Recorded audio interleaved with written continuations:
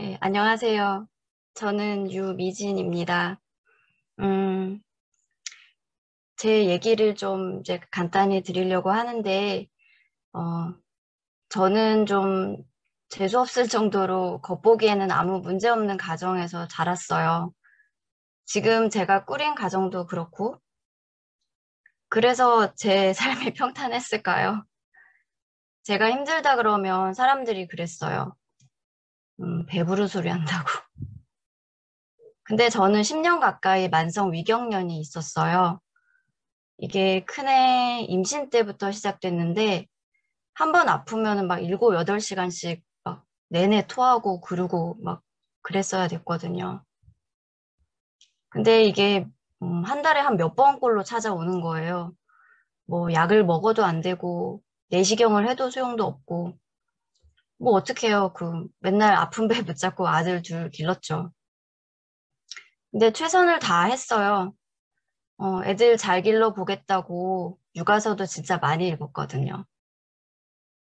근데 큰애가 한 7살이 됐을 때 막 7살 됐는데도 어린이집 가는 걸 너무 싫어하고 막 저랑도 못 떨어지는 거예요. 막 분리불안처럼. 얘가 도대체 무슨 마음인지도 도저히 모르겠고 제 뜻대로 안 되는 애가 되게 원망스러웠어요. 막 손톱 물어뜯는 것까지도 저랑 소포 닮은 애를 제가 속으로 몰래 미워했어요. 그러니 뭐 집에서 이렇게 못난 엄마니까 이거 진짜 못 해먹겠더라고요. 그때부터 막 밖으로 나돌았죠. 뭐 배우러 다니고, 뭐 일하러 다니고. 그러니까 저희 남편은 애 팽개치고 뭐 하냐면서 저를 이해 못 하더라고요. 그래서 저는 이 결혼을 과연 유지할 수 있을까 정말 자신이 없었어요. 그래서 막 이혼까지도 생각했었고 그 무렵에 이제 헤일로 선생님 만났어요. 그리고 힐링 스쿨을 시작했는데 이제 교재 막 배우는데 당시에는 뭐 막 다 아는 내용 같은 거예요, 제가. 이거 뭐 다 아는 건데 이러면서. 그때 이제 내면 아이 파트가 있는데, 그때 이제 제가 헬로 쌤한테 그랬죠. 저는 유복하게 자란 편이라서 내면 아이 상처 같은 거는 없는데요. 그렇게 피드백했던 게 생각이 나요. 그러니 헬로 쌤이 그냥, 아, 그러냐, 그냥 그러시대요, 그때는. 그러다가 이제 코로나 시국이 됐고, 저희 큰애가 온라인으로 이제 수업을 할 때였어요. 갑자기 근데 큰애 담임쌤한테 전화가 온 거예요. 아니, 애가 과학 수업을 2달 동안이나 빼먹고 안 했다는 거예요. 이제 그때만 해도 이제 실시간 쌍방 아니고 그 동영상 시청 그걸로 대체하던 때였었거든요. 어, 막 하늘이 무너지는 충격이었어요. 막 온몸을 막 부들부들 떨면서 뭐 애한테 막 악을 썼죠, 막. 어? 네가 어떻게 그럴 수가 있냐고. 엄마를 이렇게 감쪽같이 속이냐고. 그러니 뭐 애는 울면서 다시는 안 그러겠다고 뭐 그러죠. 이 얘기를 이제 그날 수업 때 헤일러 쌤한테 얘기하니까, 쌤이 그러시더라고요. 미진 씨, 당신의 시선이 지금 어디를 향하고 있나요? 그때 2차 충격이었어요. 저는 아이의 문제라고만 생각을 했었거든요. 이게 사실은 그 내 안의 이슈가 건드려진 거라는 거를 이제 그때서야 알았죠. 음, 저는 평생 엄마 말 잘 듣고 막 착한 모범생 막 그렇게만 살아왔던 저한테 이런 아들의 일탈이 막 용납을 할 수 없는 막 완전 실패처럼 막 느껴졌었거든요. 그러니까 나의 실패처럼 막 느껴졌었어요, 그때. 실은 저희 나이의 임신 자체가 무의식적으로는 저한테는 좀 큰 실패로 제가 여겼던 것 같아요.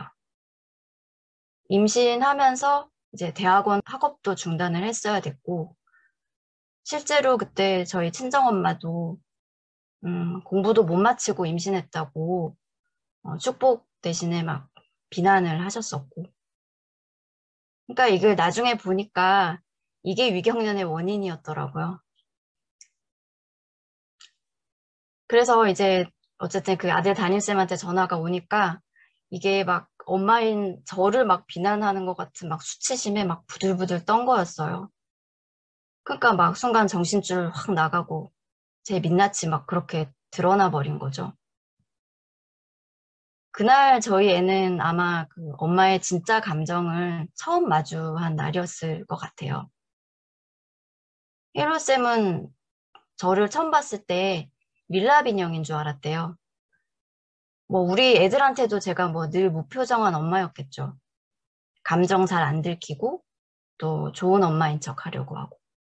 그러다가 참다 참다 폭발하고.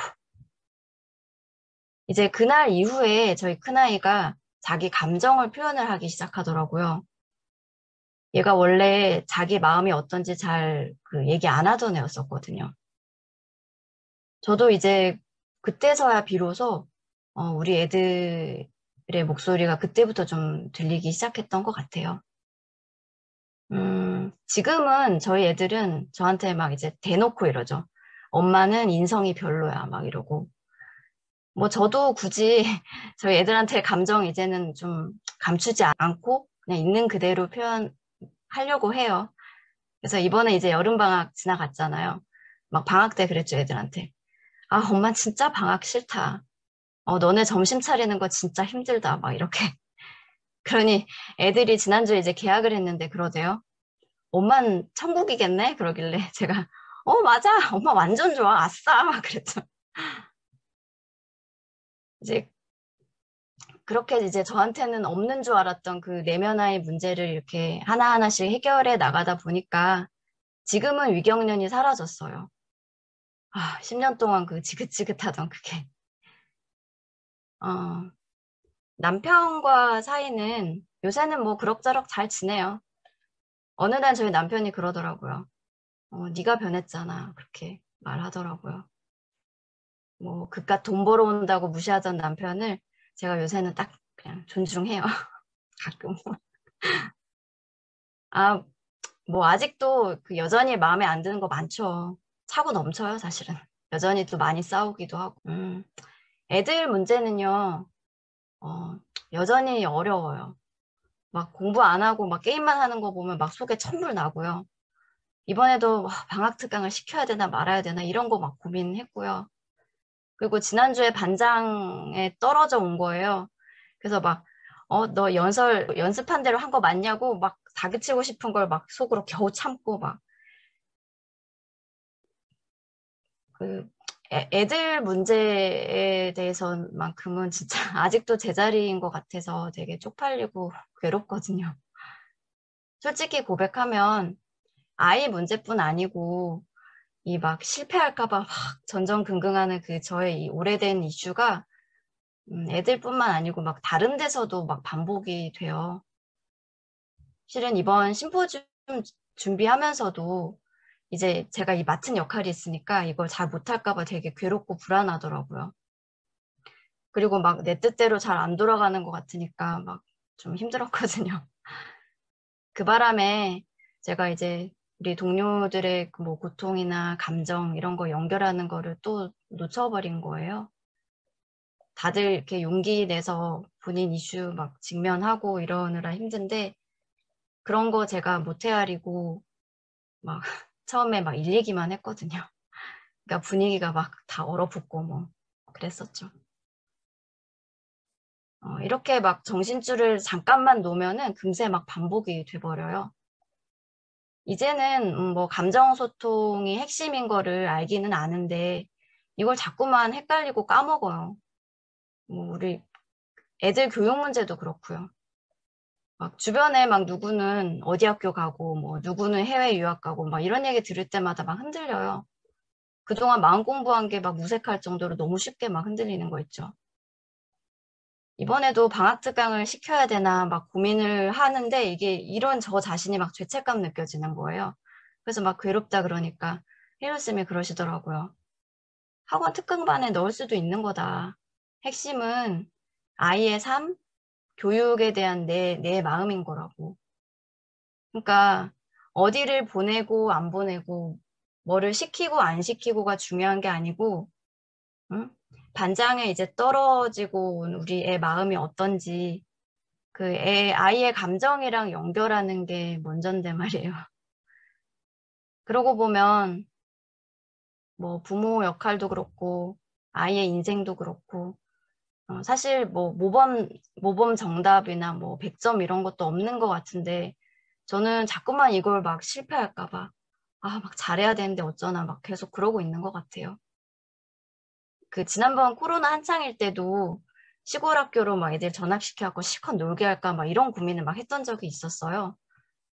지금 보니까 사실 제 진짜 마음은 이 도시의 이 교육 경쟁에서 도태될까 봐 아니면 지금 내 양육 방식이 실패할까 봐 뭐 이래서 막 도피하려고 했던 것 같아요, 사실은. 겉으로야 뭐 아이 공부에 관심 없는 척, 애 많이 놀리고 싶어. 뭐 나는 뭐 청정한 자연주의 교육을 표방해 막 이러면서 사실 속으로는 아니었던 거예요. 어, 이렇게 뭐 제 이슈도 그렇고 가족 문제도 그렇고 완전히 해결된 건 아니에요. 그래도 분명한 건 보면은 이제 예전에 비하면 상당 부분 편안해졌어요. 그러니까 돌이켜보면 이 힐링 스쿨이 저한테는 가족의 복원이었구나 이런 생각을 해요. 그리고 그 과정이 지금도 여전히 이제 진행형이고 뭐 이러다 또 모르겠고 뭐 보낼까 말까 뭐 시킬까 말까 또 틀리면 어쩌나 고민하게 되겠죠. 이렇게 매일 뭐 좌절하면서 뭐 포기하고 싶을 때도 많은데 뭐 어떻게 해요. 뭐 그냥 이렇게 엎치락 뒤치락 하면서 이렇게 그냥 계속 가겠구나 하고 있습니다. 제 이야기는 여기까지입니다. 감사합니다. 네, 안녕하세요. 저는 세아라고 합니다. 엄청 떨리네요. 너무 오랜만에 손이 차지는 것 같아요. 제가 중간에 말을 못하면 몸이 굳어버려서 그럴지도 몰라요. 네, 저는 이제 아들과 딸이 있어요. 그래서 제가 아들과 딸을 바라보는 저의 어떤 마음 상태, 생각, 이런 것들을 함께 나누려고 하고 있고요. 네, 저는 이제 아들, 딸을 키우는데, 딸을 보면, 화가 나는 거예요. 너무 딸이 밉고, 근데 그것이 내가 안 그러고 싶어도 딸을 보면 자꾸 화가 나고 미워요. 이게 미치겠는 거예요. 그래서, 이것이 어떻게 해도 잘 해결이 안 되고, 그래서 결국은 이제 힐링 스쿨에 왔죠. 이제 힐링 스쿨하고 아카데미를 거치면서, 저의 이런 마음 상태를 다루기 시작을 했어요. 사실 저는 이제 상담사예요, 직업이. 근데 상담사인데 누군가를 상담하는 주제에 제 거 이슈를 바라본다라는 것이 너무 어렵고 양심에 찔리고 그렇더라고요. 근데 이제 정말 이 감정을 해결하려고 이렇게 하다가 보니까 결국은 이것이 나의 내면 아이의 문제였구나라는 걸 제가 분명하게 인식을 했어요. 그래서 그것을 이제 헤일로 선생님하고 함께 개인 세션 하면서 풀어나가고 있고 지금 계속 하고 있어요. 그래서 저의 어린 시절 이야기를 좀 한다면 저는 좀 가난했던 것 같아요. 가난했고, 오형제였고, 저는 넷째. 근데 저희 집은 좀 아들을 원하는 분위기였고, 그래서 제가, 어, 이제 뭐 넷째 딸이었기 때문에 거의 눈에 띄지도 않았고, 저는 되게 조용했고, 그리고 이제 엄마는 모든 거를 좀 이렇게 오빠한테 다 주고 싶어 했었거든요. 근데 저는 그런 것들이 그냥 너무 자연스럽게 받아져서 불만도 없었고, 그리고 커서도 되게 안타깝고 딱한 엄마 아빠를 도우려고 번 돈을 다 갖다 드리고 막 이렇게 살았던 것 같아요. 그리고 결혼을 해서 육아를 시작하니까 정말 어, 육아를 하니까 해소되지 않았던 어떤 욕구들이 막 올라오는데 그것이 저한테 너무 어려웠어요. 그래서 이제 저는 뭐 가정 환경이 좀 여유가 없어서 엄마 아빠의 사랑을 내가 받았다라는 느낌을 사실 잘 못 받았거든요. 근데 남편이 딸을 너무 예뻐하는 거예요. 그리고 이렇게 딸한테 예쁜 옷도 사주고 맛있는 것도 사주고 막 이러는데 그걸 보면서 질투가 올라오는 거예요. 사실 저는 되게 어, 눈에 띄지 않고 표현하지 않았지만 되게 원했는데 그래서 정말 노력했는데 딸은 너무 쉽게 그 많은 걸 다 누리는 거가 내가 해주면서도 어느 순간에 욱하고 올라오면 너무 미운 거예요. 어, 근데 그것이 조절이 안 되는 거예요. 그 감정이. 근데 혜로 선생님이 어느 날 야, 그냥 네 주제가 그래. 네 꼴이 그냥 그래. 라고 말을 하시는데 그게 되게 위안이 좀 되는 거예요. 그리고 아, 그래, 그냥 내가 그냥 이렇지. 근데 그게 그냥 정말 내가 통으로 이렇게 그냥 좀 받아들여지니까 좀 살 것 같더라고요. 그리고 혜율 선생님께서 근데 너의 그 주제를 한꺼번에 빨리 바꿀 수는 없으니까 네가 잘못을 하면 사과를 빨리빨리 해라. 근데 그건 좀 할 수 있을 것 같았어요. 그래서 그걸 되게 연습하다 보니까 이제는 조금 내가 잘못하고 나면 아이들한테 빨리 사과하고 그 속도는 좀 빨라진 것 같아요. 그리고 이제 제가 그래도 또 가끔 이렇게 명상하고 정신줄을 잘 잡고 있을 때에는 아이들과 싸울 때 이렇게 욱하지 않고 저를 좀 고요하게 만들 수 있을 때가 있거든요. 근데 그럴 때 경험은 이런 것 같아요. 이렇게 아이들과 제가 싸우다가 갈등을 빚으면서 해결될 것 같지 않았던 문제들이 좀 이렇게 평화롭게 끝나지는 경험. 그런 경험을 이제 가끔 하기 시작하는 거예요. 그래서 예전에 제가 아들하고 이제 둘이 싸웠어요. 정말 저는 잘 싸우거든요. 그래서 아들하고 싸웠고 다퉜는데 너무 화가 저도 나고 아들도 화가 나니까 제가 이제 호흡을 하기 시작하면서 아들한테 조금만 시간을 달라고. 그래서 아들은 아들 방에, 저는 거실에. 그러면서 제가 화가 정말 머리 끝까지 나는 화를 느끼면서 계속 호흡만 하고 생각을 멈추고 미친 듯이 걸었어요. 걸으면서 계속 호흡만 했어요. 딴 건 안 하고. 그랬더니 이 화나는 감정이 점점점 내려가더니 좀 편안해지는 거예요. 그래서 아들을 만나서 대화를 하는데 아들은 계속 화가 나 있으니까 막 화를 내면 다시 제가 감정이 막 올라갔다가 또 내려갔다 막 하더라고요. 근데 그때 제가 어, 한 거는 그냥 호흡에 집중을 하고 그리고 감정만 계속 관찰하고 있었는데 어느 순간에 이렇게 제가 편안해지더라고요. 그러고 나니까 아이가 말하는 거에 그 감정을 느끼겠더라고요. 그래서 아이의 감정이 보였고, 그래서 정말 이렇게 듣기만 했던 것 같아요. 그래, 그래 하면서 그냥 들었고, 나는 고요한 상태를 유지했고, 근데 어느 순간 아이가 다 됐다고 그러면서 자겠다고 하면 침대로 가더라고요.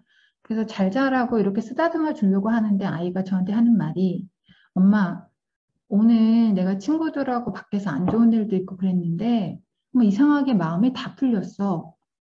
그러면서 나 잘게 하는데 그때 아이 얼굴이 너무 평온한 거예요. 근데 저도 되게 평온했어요.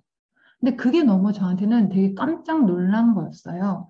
왜냐면 다른 때는 갈등이 생기면 막 해결하려고 머리를 쓰고 충고하고 조언하고 막 그랬는데 이번에는 제가 한 건 그냥 호흡하면서 제 감정만 관찰했고 그리고 아이의 감정을 그냥 들어만 줬는데 이게 너무 평온하게 해결이 되는 게 저한테 너무 놀라웠고 이게 답이구나.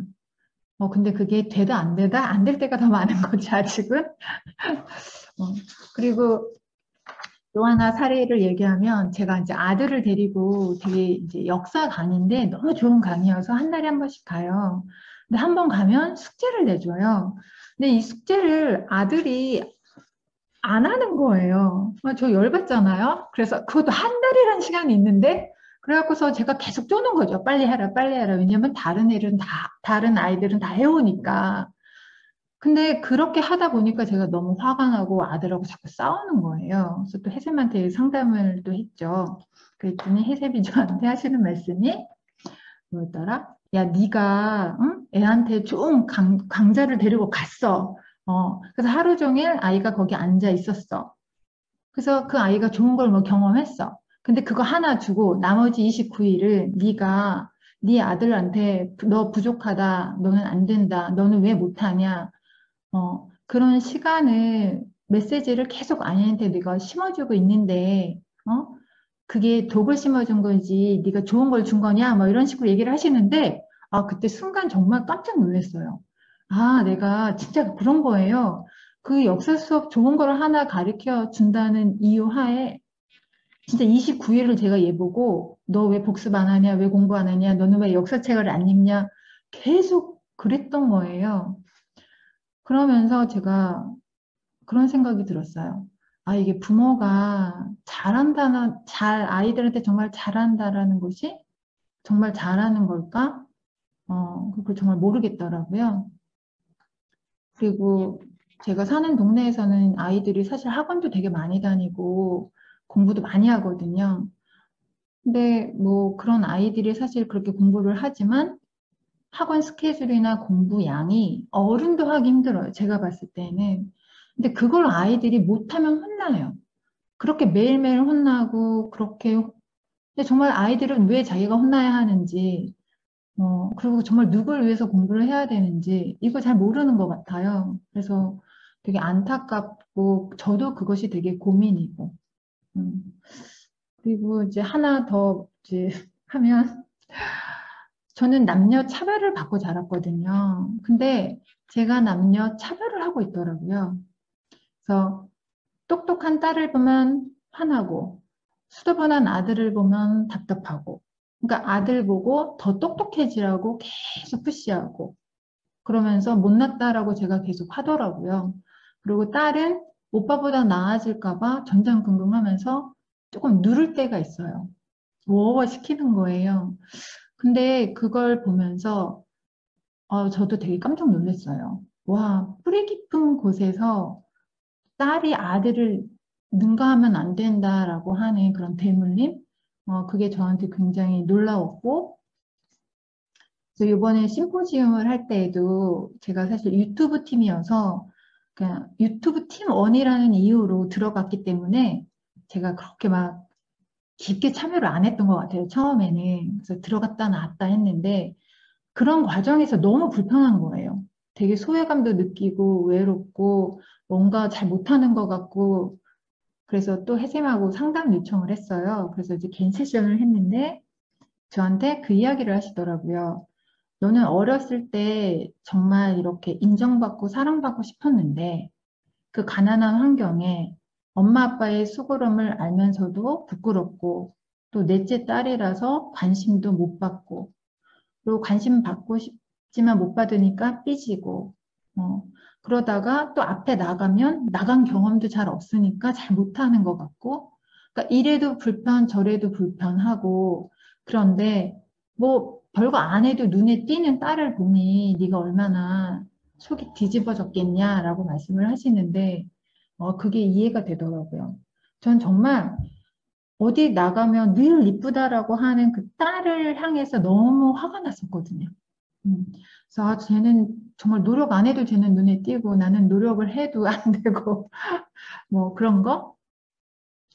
그래서 저는 남한테 이렇게 잘 보이고 싶지만 또 나서면 어떻게 내가 평가받고 피드백 받을까 그게 사실 되게 두려웠고 어, 그래서 사실 이러지도 못하고 저러지도 못하고 있는 상황도 되게 많았는데 헤일로 선생님이 그게 이제 시선 공포다라고 이야기를 하시더라고요. 그래서 그걸 심포지움 팀에서 나눴어요. 그랬더니 다른 분들도 다 그 시선 공포에 대해서 공감을 굉장히 많이 하시고 다들 그런 어려움들을 이야기하시더라고요. 어, 그래서 그래, 이 시선 공포가 나뿐이 아니겠구나. 그리고 사실 저희 아이들은 되게 평범해요. 잘나지도 않고 못나지도 않았는데 그렇지 않은 어떤 특정한 이슈를 가진 아이들을 키우는 엄마들, 그러니까 부모들은 얼마나 더 이 시선을 받는 것이 쉽지 않지 않았을까. 그리고 오늘 이 심포지엄을 함께하는 많은 분들이 이 시선 공포에서 우리가 다 자유로울 수 있을까? 이것은 우리한테 되게 어떻게 보면 크고 작은 되게 두려움이지 않을까 이런 생각이 올라왔고요. 그리고 하나는 제가 이제 상담하면서 만나는 엄마들이 육아를 가지고 되게 고민을 많이 하세요. 근데 그들의 모습과 저의 모습이 다르지 않더라고요. 그렇게 다들 어렸을 때의 상처가 지금의 나와 나의 아이들을 양육하는 데 영향을 미치는데 그 이유도 모르면서 너무 다들 힘든 거예요. 그래서 제가 이번에 사실 제 꼴을 보이는 게 너무 부끄럽고 어려웠는데 그래도 제가 상담자이기 때문에 제가 어떤 이걸가 사회적 이슈예요 라고 말하는 것도 아니고요. 그리고 제가 이런 어려움을 해결했어요도 아니에요. 그런데 단지 우리가 이럴 수 있어요 라는 걸 그냥 좀 드러내고 우리가 우리를 조금 더 보듬으면서 좀 더 나은 좀 방법을 찾아갈 수 있기를 바라는 마음에 이렇게 용기를 내서 나왔습니다. 네, 안녕하세요. 조이입니다. 어, 이제 용기가 되게 필요했는데, 그게 자녀 양육이 제일 좀 제 밑바닥이 드러나는 주제여서인 것 같아요. 제가 어린 자녀였을 때는, 이게 다 엄마 아빠 때문이야. 날 안 돌봤잖아. 뭐 이러면서 마음껏 탓할 수가 있었는데, 제가 부모가 됐는데, 그렇게 원망하던 부모님이랑 제가 똑같이 아이한테 상처를 주고 있는 걸 발견했을 때, 너무 처참했어요. 그래서 이걸 드러낸다는 게 진짜 용기가 많이 필요했던 것 같습니다. 제 아이는 선천성 신장장애하고 경계선 지적장애 진단을 받았고요. 그 특성이 자폐 스펙트럼, 뭐 ADHD 이런 것들이 있어요. 이렇게 우영우처럼 어떤 특정 분야의 뭐 기억력이 좋긴 한데 이 자기 세계가 너무 강하니까 남들하고 소통도 어렵고 감정 접촉도 안 되고 그렇습니다. 근데 얘가 제 임신 5개월 때 뱃속에서 그 심장병 진단을 받았었고요. 그때부터 이제 나와서 만 5세, 이제 그때 만 5세 때 3차에 걸친 마지막 심장 수술이 끝났는데 그때까지 거의 병원에서 살았죠. 굉장히 위중한 좀 심각한 심장병이었기 때문에 전신 마취만 한 10번 정도 했던 것 같아요. 근데 또 그 중간에 한 8개월 때쯤에 갑자기 심장이 멈추면서 뭐 뇌손상, 장기손상, 폐혈증, 그러니까 사실 병원에서 포기를 했었어요. 얘 언제 죽을지 모르니까 여기 계시라고. 근데 그렇게 오랫동안 의식불명이다가 겨우 살아난 거예요, 기적적으로. 근데 이제 그때의 저를 보면 완전히 무감각한 상태였어요. 왜냐하면 아이를 돌봐야 되니까 무너지면 안 된다 이런 마음 때문에 뭐 슬픔, 분노, 공포 이런 걸 느낄 새가 없었고요. 특히 부모님 앞에서는 아주 씩씩한 그런 모습만 장착하고 살았죠. 근데 어느 날 대학원 미술치료 수업 시간에 저도 모르게 이런 그림을 그린 거예요. 이렇게 막 큰 댐에서 물이 막 터지고 화산이 폭발하고 그냥 저도 모르게 그렸어요. 근데 이걸 선생님이 보시더니 아이고 이렇게 물과 불을 가슴 안에 담고 어떻게 살아요? 그러시는 거예요. 근데 그때서야 제가 내가 힘들구나. 그렇지. 화가 있지. 이렇게 약간 멍한 상태로 그런가 보다. 그때도 그냥 그랬어요. 그러니까 그 정도로 제가 제 감정에 대해서 몰랐던 거죠. 덮고 사는데 너무 익숙했던 거죠. 근데 이제 그렇게 심장 수술이 끝나고 이제는 괜찮겠지 했어요. 근데 이번에 발달에 문제가 있다는 거예요. 그래서 그때부터 감각 통합 치료, 사회성, 언어, 뭐 인지, 뭐 온갖 치료실을 다 다니는 거죠. 아이 유치원 끝나면 얼굴 볼 수도 없어요. 그냥 애를 뒷좌석에 탁 태우고 그냥 운전대 잡고 이제 서울 시내를 다 4시간 동안을 돌아다니는 거예요. 운전 시간만. 유명한 치료실 찾아다니느라고.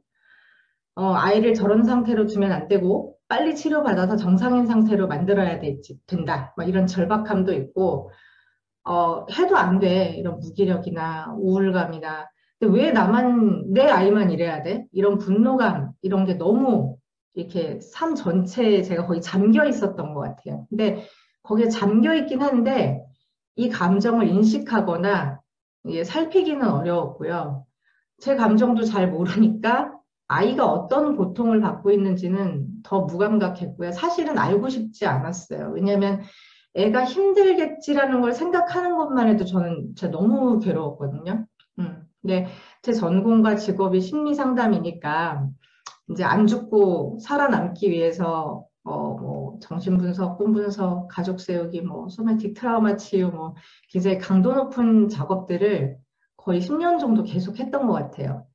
그러니까 저는 내가 열심히 작업을 계속 하고 있으니까 제 감정이나 아이의 감정에 대해서 안다, 많이 좋아졌다 이렇게 생각했던 것 같아요. 근데 그런 면도 있지만 제가 정말로 다루기 힘든 거는 계속 이렇게 회피하고 있었는데 그걸 모르고 있다가 이 SNL에서 헤일로 쌤과 작업을 하면서 맞닥뜨렸던 것 같아요.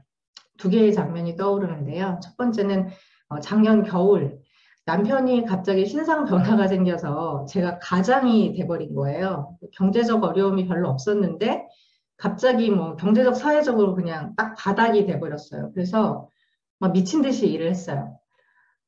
하루에 집단 상담을 막 3개씩 진행하는 이런 말도 안 되는 스케줄을 소화하느라고 그냥 몸과 마음을 계속 혹사시키는 거죠. 근데 막 그 일정 맞추면서 너무 힘들어가지고 막 엉엉 울면서 운전을 하고 이럴 지경이었어요. 근데 아들의 생일날이었는데 이미 저는 이제 파김치가 돼서 집에 들어왔죠. 근데 아들이 이제 100번씩 하루에 같은 말을 반복해요. 뭐 엄마, 엄마 뭐 이러든지 뭐. 근데 그날따라 너무 돌겠는 거예요. 그 얘기를 듣는데. 그래서 정말 다 귀찮다. 이런 생각이 들고 근데 한편으로는 그래도 생일인데 뭐라도 해줘야지 싶어서 과일 가게를 갔는데 아들이 좋아하는 샤인머스켓이 너무 비싼 거예요. 제 형편에는. 근데 야, 이 과일 하나를 못 사주냐? 그러면서 제가 너무 비참하고 너무 당혹스러웠어요. 왜 내 삶이 이렇게 됐지? 근데 그날 마치 이렇게 이래도 네가 네 감정을 안 느낄 거야. 마치 이런 것처럼 연달아 일이 계속 터지는 거예요. 집단 상담 갔는데 거기서도 터지고 남편이랑 또 대판 싸우고 이러면서 계속 건드려지는 일들이 생기면서 그동안 눌러놨던 감정이 아까 그 댐이 터지는 것처럼 제가 확 터진 거예요. 근데 그 많은 그 감정의 홍수 중에서 제일 떠오르는 장면은 10년 전에 중환자실에 아이가 있을 때 하루 2번밖에 면회가 안 됐거든요. 그 면회하고 아이를 혼자 남겨두고 전 나가는 거예요. 근데 그럴 때 저를 보면서 울던 그 아들의 얼굴이 생각이 나는데 그때가 제일 고통스럽고 저는 떠올리기가 싫은 순간이거든요.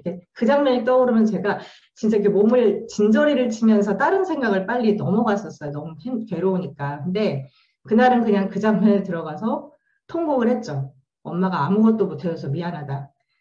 근데 이제 10년 만에 그 장면에 들어가서 이제 통곡을 하고 나니까 진이 쫙 빠지는 거예요. 한 1시간은 차 안에서 울었던 것 같아요. 근데 진이 다 빠지면서 멍한데 고요해지는 느낌이 있었고요. 그냥 좀 편안했어요. 빠져나가야 될 게 빠져나가는 느낌? 그러면서 그래, 이게 우리 모습이지. 그랬지. 그럴만했다. 그러니까 힘이 빠지면서 제가 저를 막 비난하거나 아니면 과도하게 막 팽창시키는 게 아니라 그냥 덤덤하게 그래, 이게 나지. 이렇게 살고 있지. 이러면서 뭔가 좀 땅에 좀 발이 디뎌지는 느낌? 그런 느낌이 들었어요. 근데 그런 일이 있은 다음에 사흘 뒤에 이제 헤일로 쌤이 한국에 오셔서 워크숍을 하실 때였는데 여러 힐러들이 있는 자리였어요. 이제 며칠 전에 그 감정을 느낀 건 느낀 거고 또 관성처럼 제가 아들의 고통을 밀어놓고 제가 삶이 이렇게 힘들고 뭐 노력을 하는데 어쩌고 징징대고 있었어요. 제 고통에. 근데 힐러 쌤이 이제 떨리는 목소리로 이러시더라고. 나는 당신 아들의 고통을 생각하면 억장이 무너지고 피눈물이 난다. 당신은 아들의 장애 하나 못 받아들이면서 무슨 진보 예술가인 척하냐고. 나가라고. 근데 선생님이 이렇게 약간 울먹이시더라고요. 근데 그 순간 제가 진짜 이렇게 커다란 번개가 제 몸을 이렇게 반으로 쩍 가르는 느낌이 났어요. 그래서 몸 전체가 이렇게 얼어붙었다가 덜덜덜 떨리면서 이 엄마조차 외면했구나, 내가 아이의 고통을. 얼마나 그 고통이 처참했을까 싶은 거예요. 근데 그걸 아이를 본 적도 없는 헬로쌤이 처음 느껴주시는 것 같은 거예요. 그래서 그 저한테 외면당한 아들의 그런 찢어지는 같은 고통이 이렇게 목구멍이랑 이 내장 안쪽이 막 타는 느낌이 나더라고요. 막 타들어오는 느낌이 나면서 그 사람이 많은 곳에서 이제 완전히 엎어져서 제가 통곡을 했어요. 근데 그 며칠 전의 느낌보다 더 생생하게 고통이 느껴졌던 것 같아요. 아들의 고통이. 그러면서 이후도 며칠을 한동안 멍하게 지냈죠. 근데 그 두 번의 제가 피해 다녔던 감정을 만난 그 사건 이후로 제가 조금씩 저와 아이의 모습을 받아들이게 됐던 것 같아요. 이게 수용이 안 될 때는 아, 사회가 요구하는 기준에 우리가 맞지가 않아. 쫓아가야 돼. 우리가 뭔가 잘못됐어 이러면서 아이를 막 닥달하고 저를 비난하고 이랬거든요. 근데 이제 아, 저건 우리가 따라갈 기준이 아니겠다 이런 생각이 들어서 담임 선생님한테도 저희는 학교를 보내는 목적이 이 학습을 쫓아가려는 게 아니고 지금처럼 그냥 저희 아이를 잘 존중해 주시면 너무 감사하겠다 이렇게 하고 숙제 여기까지만 할게요. 이런 보호선도 좀 만들고요. 아이가 이렇게 잘 지내는 사람들에 대해서도 내가 너무 민폐인가? 이런 눈치를 봤었는데 그런 것들이 좀 줄어들었어요. 그러면서 저희 자리가 없는 느낌이었는데 조금 우리는 이 자리에서 이렇게 지내보자 이런 감각이 조금씩 생겨났던 것 같아요. 헬루쌤이 이 심포지엄 얘기하시면서 성공 사례 말고 실패 사례로 당신이 필요하다 이러셨을 때 엥? 내가 실패 사례야? 뜨끔한데 그때 좀 억울하기도 하고 막 이랬거든요. 근데 이제 그 생각을 막 하다가 갑자기 제가 그 10년 전에 아이가 심정지 오고 아직 의식불명일 때 그때 아이한테 이제 아이를 붙들고 했던 말이 갑자기 떠올랐어요. 근데 제가 네가 떠날 수도 있고 여기 남을 수 있다는 걸 알아. 근데 엄마는 너랑 여기서 더 경험해보고 싶은 게 많아. 엄마랑 더 머물러 보자. 이런 얘기를 했어요. 그때 웰컴 투 지구별이라는 책을 읽었는데 거기에 영혼들이 지구에 어떤 경험을 하러 오는데 그 목적을 수정하거나 이렇게 해서 예정보다 일찍 떠날 수도 있다. 이런 구절이 있었거든요. 얘가 일찍 떠나려고 그러나 갑자기 그렇게 됐었거든요. 병원에서 괜찮다고 했는데. 그래서 저도 모르게 그런 말을 했어요. 면회 시간에. 근데 지금 떠올려 보니 제가 그 생사의 기로 있는 애한테 이번 삶에서 나랑 성공해보자 이런 의미가 아니라 나랑 경험하자 그냥 그 약속을 무의식적으로 했었더라고요. 그래서 내가 그랬네? 근데 이제 애가 좀 살만해지니까 그 약속을 홀라당 까먹고 아니 왜 이거밖에 못해? 왜 성공 못하면 어떻게 살 건데? 뭐 이러면서 아이랑 저를 닥달을 하고 있었더라고요. 이번에 준비하면서 갑자기 그게 떠오르면서 굉장히 기억이 오래 갔어요. 그리고 또 처음에 제가 심포지엄에서 말하고 싶었던 거는 이 장애인이라는 존재들이 열등한 존재가 아니에요. 사실은 영적으로 굉장히 훌륭한 존재들이라고 하네요. 뭐 이런 얘기를 막 하고 싶었어요. 근데 이 얘기를 하고 싶다고 하면서도 제가 어딘가 좀 찜찜했거든요. 왜지? 생각을 해봤는데 그거더라고요. 제가 이제 이 사회에서 흔히 말하는 뭐 자본주의 사회에서 생산성이 없다. 열등한 거죠. 뭐 의학적으로 이런 결함이 있다. 열등한 거죠. 그 기준에서. 그 열등한 아들의 현실. 그래서 같이 열등한 엄마가 돼버린 제 현실을 인정하기가 싫으니까 어떻게든 뭔가 좀 우월한 의미를 찾으려고 하는 거다라는 생각이 들더라고요. 그러니까 물론 장애인의 영적인 의미, 다른 의미에 대해서 그건 맞고 그 얘기를 계속 해야 되는 누군가는 계속 하는 게 우리 모두에게 좋다고 저는 지금도 생각은 해요. 그런데 그걸 주장하는 제 마음 속에 제 현실을 인정하는 걸 건너뛰고 뭔가 우월한 위치를 차지하기 위해서 당신들이 몰라서 그렇지 장애인은 영적인 존재예요. 막 이런 얘기를 하고 싶어 한다는 거를 제가 알게 됐어요. 그래서 이렇게 현실 도피하려고 영성 어쩌고 운운하는 거는 이거 정말 영적 포장지를 뒤집어 쓰는 거라서 진짜 하면 안 되는데 정신이 좀 번쩍 들더라고요. 그래서 저 같은 경우에는 오히려 그래요. 우리 아이는 이런 게 부족해요. 저도 이런 게 부족해요라고 인정하는 게 있는 그대로를 인정하는 게 우선이구나라는 거를 이번에 준비하면서 좀 알게 됐어요. 전 지금도 뭐 너를 행복하게 해줄게라든가 네 장애를 극복해보자, 우영우가 돼보자 이런 생각은 안 들어요. 자신이 없으니까 그건 못하겠고요. 근데 그 경험해보자. 그게 무엇이든 그거는 할 수 있을 것 같고 그거 말고는 사실 다른 답이 안 떠올라요. 그래서 그 경험이 물론 힘들겠죠. 지금도 뭐 안 될 때가 훨씬 많고 마음이 지옥 같을 때도 많은데 그 경험이 힘들더라도 그 유머나 즐거움은 잃어버리지 말았으면 좋겠다. 제가 힐러 이름으로 조이를 선택한 이유가 전 즐거운 걸 되게 좋아하는 사람이었거든요. 지금도 그렇고 괴로워도 즐거움은 잃지 않았으면 좋겠다. 그리고 나 혼자만 장애아를 키우든 비장애아를 키우든 나만 이런 경험을 하는 게 아니라 모두가 자기 한계에다 이렇게 머리를 막 박으면서 어떻게든 답을 찾으려고 하는 삶을 살고 있구나. 이걸 좀 기억을 해야겠다. 이런 생각들이 들었습니다. 네. 제 얘기 들어주셔서 감사합니다. 저는 경험담 나눠볼게요. 결혼 초에 제 인생에서 세상에 이렇게 싸울 수가 있나 싶을 정도로 남편과 많이 다퉜던 것 같아요. 제가 좀 옳은 것 같았고, 그래서 다툴 때마다 착한 건 나고 남편은 항상 못됐다고 생각이 됐었어요. 그러다 보니까 점점 남편이 꼴보기가 싫어지더라고요. 어떤 날은 남편이 이렇게 계단 올라오는 발소리도 너무 듣기 싫을 만큼 꼴보기가 싫더라고요.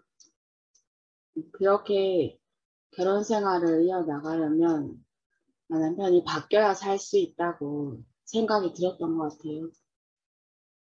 근데 뭐 바뀌어지지 않잖아요. 그 상태로 보내다가 그때 제가 지금 생각해보니까 그때 제가 우울증 비슷하게 온 것 같아요. 다툼 속에 계속 그런 날들을 보내다가 그러다 보니 점점 집 밖으로 나가지 않게 됐었던 것 같아요. 그러면서 그런 제 밑에서 지낸 아이도 자연적으로 외출이 자제가 되고 좀 그런 양육이 이루어졌던 것 같아요. 이렇게 지내다가 어느 날 애가 4살 때쯤 소통에 뭔가 다른 아이들과 다르다는 것을 발견했어요. 처음에는 말이 늦어져서 제가 인터넷이고 뭐고 이렇게 찾아보다가 다른 뭔가 좀 걸리는 것도 있더라고요. 그래서 치료센터를 찾아갔는데 거기서 상담을 받는데 진짜 애가 이름을 불러도 이렇게 반응이 없는 거예요. 그래서 그때 좀 충격적이고 좀 놀랐었던 기억이 나거든요.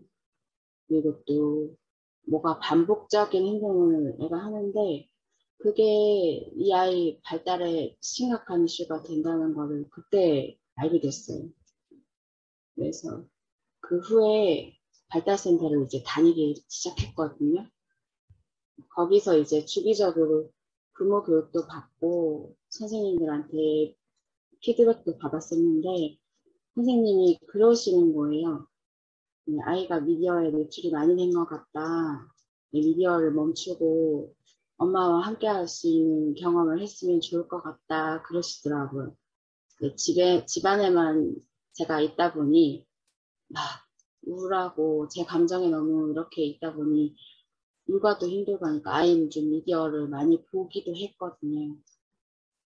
그래서 이제 근데 그 얘기를 엄마랑 경험했으면 좋을 것 같다. 그 얘기를 듣는 순간에 너무 어렵고 부담스러운 거예요. 집안에만 있었으니까 발걸음 떼기가 너무 버거웠던 것 같아요. 그래도 엄마라고 그때부터 오전에는 치료센터를 가고 오후에는 안 싸던 김밥도 싸들고 산에도 아이랑 가고 놀이공원도 시끄러워서 원래 좋아하지 않는데 이제 가고 뭐 바다도 가고 정신없이 오후에는 다녔었던 것 같아요. 애랑. 또 제 아이가 뭔가 이제 경험이 없다 보니 뭔가를 만지는데 좀 예민한 편이에요. 손으로 만지는데. 그래서 거기에 좋다는 촉감놀이, 뭐 물감놀이나 이런 거는 많이 했었는데 어느 날 뭐 갯벌에 또 진흙이 너무 좋다는 거예요. 그런 아이들한테. 그래서 갯벌을 데리고 갔었는데 근데 제가 너무 싫은 거예요. 그 진흙을 만지는 거. 근데 엄마니까 만지기는 해야 되겠는데 저는 너무 싫고 그래서 제가 저도 모르게 인상을 빡 이렇게 쓰고 있는데 옆을 보니까 애도 저랑 똑같이 그러고 있는 거예요. 그때 현타가 온 것 같아요. 얘가 지금 나랑 다를 게 뭐가 있나 싶어서 그때 좀 힘이 쫙 빠졌던 기억이 나거든요. 그래서 애 모르겠다, 만지든지 말든지 그냥 안 만져도 되니까 놀자 해서 놀고 왔던 그런 기억이 있어요. 그렇게 또 센터를 다니면서 센터 안이랑 이제 밖으로 다니면서 노력을 하다가 아이가 좋아졌어요. 그래서 발달센터에서 성공 사유로 많은 사람들의 주목을 끌기도 했었던 것 같아요. 그리고 이제 아이가 학교를 가게 됐죠. 학교 가게 되면서 다시 또 저는 그 불안이 올라오는 거예요. 뭐 얘가 학교 가서 잘할 수 있을까? 늦게 발달이 잘 되긴 했지만 늦게 시작된 거니까 사회성이 좀 부족한데 친구들이랑 잘 지낼 수 있을까? 막 이런 걱정들이 그때부터 나날이 계속 이뤄지는 거예요. 네, 그게 걱정하면서 보냈는데 코로나가 딱 온 거죠. 코로나가 오면서 그때 이제 공포심이 확 도진 거예요. 그러면서 그 남편과 다퉜던 그때 제가 우울증 왔을 때 집 밖으로 안 나간 것처럼 그때도 집 밖으로 이제 안 나가게 되고 시작했던 것 같아요. 그 시기에 아는 지인이 힐러셨고 막 공포심이 오니까 손에 발에 막 찌가 나고 이러니까 숨도 못 쉬겠고 이러니까 이게 숨 쉬고 싶어서 힐링 스쿨에 들어왔어요. 처음에. 힐링 스쿨 하다 보니까 좀 괜찮은 거예요. 살만해서 아카데미 수업도 해봐야겠다 했는데 꼴 보기 싫은 남편한테는 수업료 다 쓰기도 싫고 어떻게 하나 하다가 제가 벌어서 수업료 벌어서 해보자 이렇게 결정을 했었어요.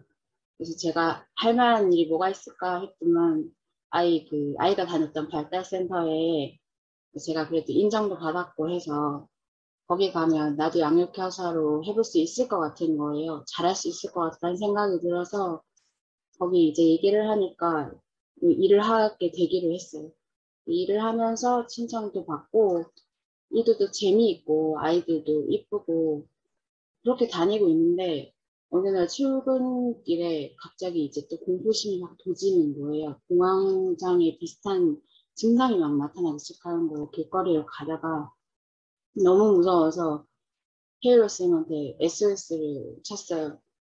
네, 이제 세션을 하다가 그때 제 어린 시절을 이제 보게 됐거든요. 이게 이제 부모님이 일을 마치고 돌아올 때까지 동생이랑 저랑 집안에만 있었어야 됐어요. 밖에 나가면 안 되고. 근데 부모님도 걱정이 되셨던 것 같아요. 그런 방법을 선택하신 것 같은데. 근데 저는 어리니까 너무 나가 놀고 싶은 거예요. 눈치 보다가 동생 데리고 밖에 나갔다가 부모님이 부탁하신 애들 잘 봐달라고 그 옆집 아주머니한테 이제 들켜버리는 거예요.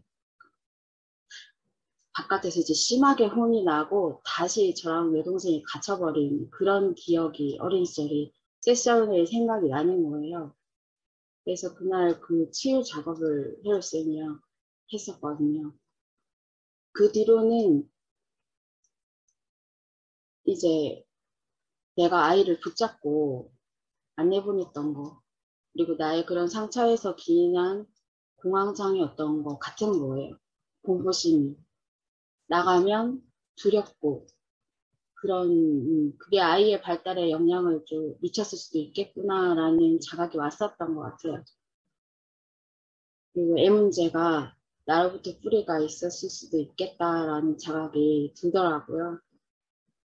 죄책감이 들었지만 저도 그 부모님 밑에서 커서 어쩔 수 없었으니까 그렇게 생각하면서 그런 것을 좀 떨쳐내고 하면서 애의 문제점이라고 하는 것도 고치려는 노력 대신 바라보자. 좀 내가 편해지면 애도 조금은 편해질 수 있지 않을까. 이런 식의 좀 새로운 전환이 왔었던 것 같아요. 또 심포지움 하면서 그래도 경험한 또 두 가지가 있는데요. 그렇게 전환이 왔음에도 불구하고 여전히 애를 보고 불안해하고 있는 저를 보게 된 일이거든요. 그게 그 아이한테 어떻게 전해지는지 좀 더 깊게 느껴졌던 날이 있었어요. 심포지움에서 부모의 불안이 아이에게 투사가 된다는 그런 내용을 회의 때 했었는데 그게 좀 연결했었던 것 같아요. 이 가족 휴가로 계곡을 가게 됐는데 제 눈에 차는 곳이 없는 거예요. 다 불안한 거죠. 막. 그러니까 저기는 돌이 많고 저기는 미끄럽고 저기는 사람 많아서 안 되고 놀러를 왔는데 마음이 안 편한 거예요. 그래서 이제 막 자리 찾아 올라가고 있는데 그때 애가 말하더라고요. 원래 제가 하는 행동이 말하지도 않는 데 엄마 어디까지 올라가냐고 우리 여기 그냥 물에 들어가면 안 되냐고 그러더라고요. 네, 그런 순간 멈칫했어요. 멈칫했던 이유가 저는 아마 심포지움에 그 주제를 계속 얘기해서 자극이 됐었던 것 같아요. 뒤로 돌아보는데 남편이랑 애가 막 땀을 뻘뻘 흘리면서 저를 막 뒤따라오고 있더라고요. 그게 자각이 되면서 진짜 뒤통수가 좀 그랬어요. 그래서 너 또 이러고 있구나. 놀려고 신나게 나갔는데 놀지도 못하고 이러지도 못하고 저러지도 못하고 있는 저를 보게 된 거예요. 네, 제가 이제 결국 이게 이 아이한테 이 불안이 이렇게 전해지구나. 아이가 경험할 수 있는 거를 제가 알게 모르게 막고 있다는 그런 자각이 드는 거예요. 그래서 이제 모르겠다라면서 그냥 놀자 하면서 막 그때 이제 그냥 들어가자 하고 좀 신나게 가볍게 놀았던 그날 기억이 있고요. 하나는 아이 학교에서 학기 초마다 우리 아이 이야기라고 써서 보내는 게 있는데 그 애가 어떻게 성장하길 바라는지 부모 입장에서 쓰는 칸이 있어요. 그때 학기 초마다 자존감 높고 독립적이고 자기를 사랑하는 아이를 좀 컸으면 바란다고 적었어요. 제가 그러지 못하니까 제가 바라는 거죠. 근데 이렇게 불안이 좀 가지고 이러면 진짜 진심이냐고 그게. 진심이었지만 불안이 가지고 하면 정말로 진심이냐고 요새는 좀 물어지기도 해요. 그런 나를 보고 또 보고 가야 할 것 같다는 생각이 심포지움 하면서 더 깊이 좀 들었고요. 볼 때마다 불안하고 두려울 것 같아요, 계속. 근데 힐링스쿨 만나기 전에는 숨도 못 쉬었으니까 숨 좀 쉴만 하니까 이제 이게 SNL이란 약도 있다 생각하고 이한 삼아 지내봐야겠다 지금은 부디 생각을 하고 있습니다. 끝입니다.